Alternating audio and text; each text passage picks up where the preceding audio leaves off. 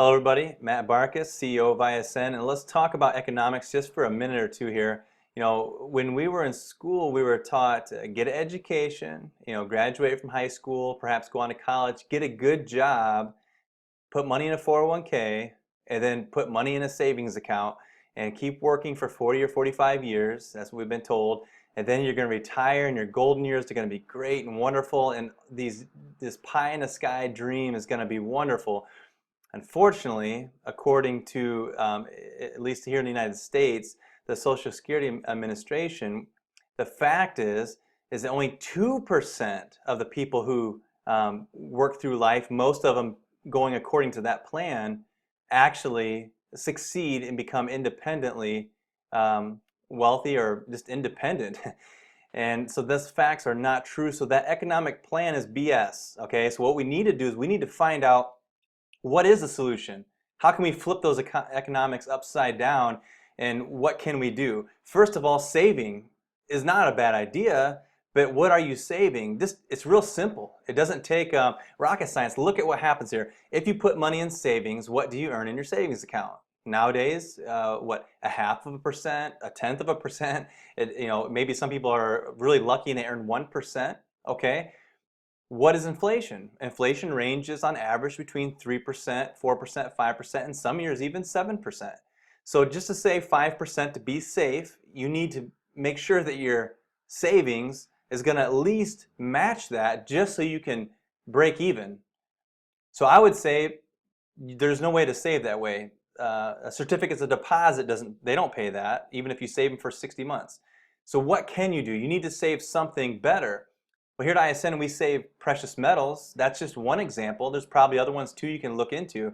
But with the precious metals, that's been a way, silver and gold have been a way people for years have hedged off inflation. The ultra wealthy spend on average 1.1 million per year on precious metals.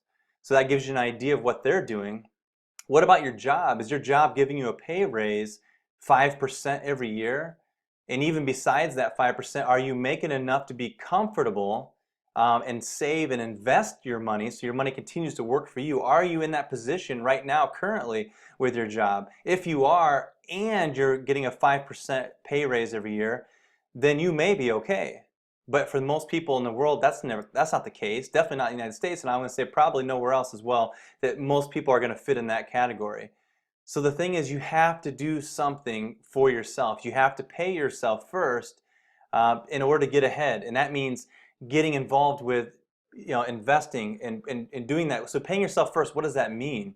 When people are wondering what that is, that means take your gross income prior to taxes. Most people are taught, again, pay your taxes, then pay your bills, your mortgage, your car payment, your electric bill, and if you have anything left over, then pay yourself. But nobody does that. They live paycheck to paycheck.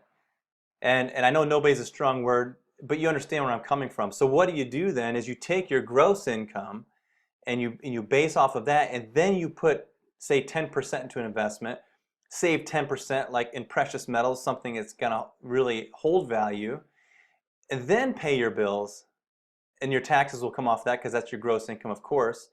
And then what will happen is, yeah, you may be a little short at the end of the month, but can you work and do something to overcome that? Because then pretty soon your investments and your savings are going to start paying your bills.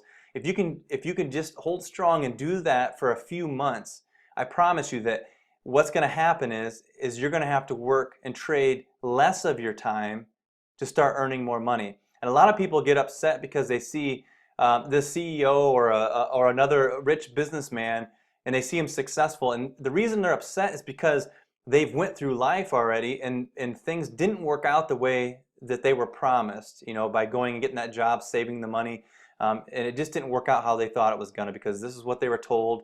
And now they're upset, they're just angry in life in general, and so they see bitterness when they see people who have reached that success. But what they don't realize is that CEO for 12 years drove the same Jeep, put 200 and some thousand miles on it, broke down on the side road a few times, in the process of getting to where that level of success they wanted. That's what they don't see. So it's time for us to get past the bitterness and start looking at our success and focusing on moving forward so that we can be that person that other people look at and say, I want to achieve that kind of success.